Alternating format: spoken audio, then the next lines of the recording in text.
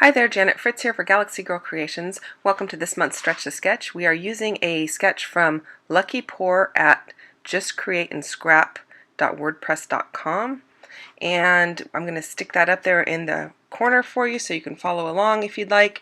I am shrinking this down, which is something I don't normally do, but I am working on my Christmas album from last year, so I'm going to shrink it down to a 6x8.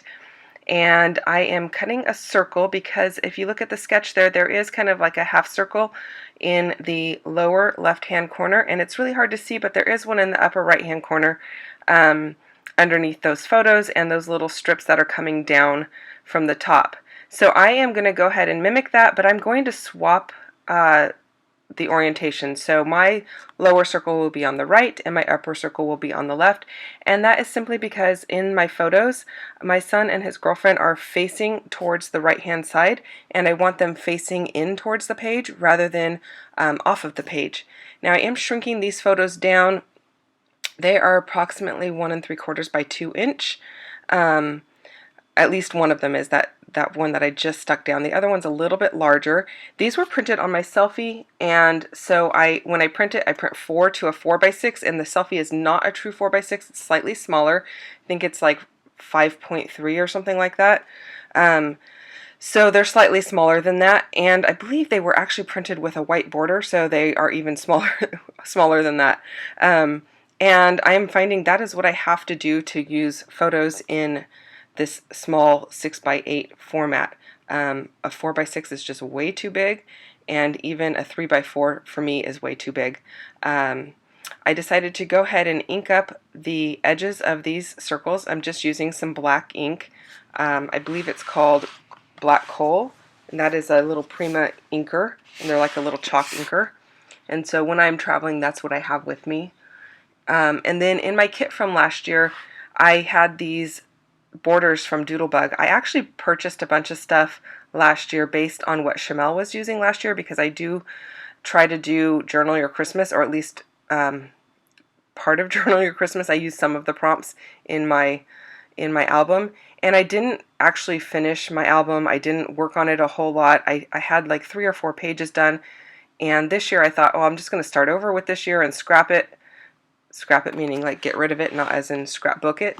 I was going to basically ditch the whole project from last year because things just kind of didn't work out the way that I had expected them to. My grandson ended up with pneumonia, missed Christmas Day, we were in the ER Christmas Eve, so there was just a lot going on, and so I was like, you know what, I'm just not even going to do it. But then when I opened up everything this year, and I hadn't looked at it since like last January, I had more done than I realized, and I started looking back at my photos, and there was actually quite a bit more to document than I had originally thought. So I decided I'm just going to revisit it and go ahead and go for it. So I pulled out all the stuff from last year, and I had these borders, and I decided I was just going to go ahead and use these as the pieces that are coming down. I thought, well, that's actually just perfect. You did see I pulled in a blue strip and a pink strip. This album has red and greens and pinks and blues. It's got a lot of different colors in it. So I thought rather than just using the red paper with the green coming down, I wanted to pull in a little bit of pink and blue to kind of keep it cohesive with the rest of the album. And so I found it easiest just to kind of pull up the end of those border strips, pop out all of the little white dots in the centers of the strips, and then just go ahead and stick them on to my page. And in the photos that I'm using, it is my son and his girlfriend, like I mentioned. They are making cheesecake from scratch, and this is a recipe that my son has made since he was maybe 9 or 10 years old. We used this recipe in 4-H, and he won an award for it, and so it's a tried and true recipe. He knows how to do it. He likes making it. Well, I don't know if he really likes making it these days, but when he was younger, he really enjoyed making it, and he wanted to take some to her family. It was their first Christmas together, and it makes enough to make 2 ginormous, like really thick New York style cheesecakes, and so he leaves one at home and takes one to her house, and so doing it together was a lot of fun for them, and so I wanted to document that.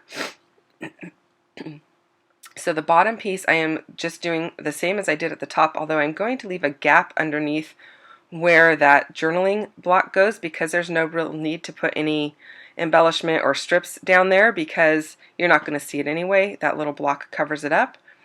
And so I'm just adding a couple of pieces that I didn't use at the top. I want to make sure I'm using a lot of the different greens and not just sticking to like the lime or the darker green, just so that it has a lot of differentiation across the top and the bottom. I want to make sure the colors are brought into both areas is what I'm trying to tell you. So this actually did come together relatively quickly, and I'm really pleased with how it turned out. I will be documenting more of the Christmas from last year in future videos, so you can kind of stay tuned for that. They are in the smaller size, which is not, again, something that I normally work with, but I'm giving it a try. I do have 2 other Christmas albums in this smaller size, but I think for this particular year, for 2020, I will possibly go up to 8x8, but you know, for 2019, it is going to be 6x8. So I have these stickers from Pink Fresh. I'm having a hard time using those, and I'm sorry that I'm off camera a little bit there. Most of the stuff that you see is, you're going to see most of it. You're not missing much because it's off camera, but I apologize that it is off camera. So I had this little sparkly snowflake looking thing, and I'm going to tuck that down behind my journaling spot. I wanted to tell you to check out all of the other ladies that are playing along. There are a bunch of us. All of their links are in the description box down below, so you can click on those links and see what they have in store for you. You'll have various sizes going from 12 by 24 all the way down to traveler's notebooks, sometimes even a card or two. So check it out. You just saw me punch with that Tim Holtz punch this little pine branch, and I am punching that out of vellum that has little pine branches on it as well, and that is kind of something I'm carrying throughout the album, is this little pine branch in vellum, and I think it works really well because it is neutral, but it carries a theme throughout the album, and I really like how that looks. It just adds another little detail of texture and color, not color, but texture and dimension. And so that's something that I decided to go ahead and use. And then I'm going to add a few enamel dots, and that's pretty much going to do it. Thank you so much for watching this video today. I hope you've enjoyed it. Again, check out the ladies down below. I will see you next time. Like and subscribe if you don't mind. Check out the close-ups. They are coming up in just a few moments. Again, just finishing up the journaling, and the story is basically what I've already told you. So have a great day. I will see you guys next time. Bye-bye now.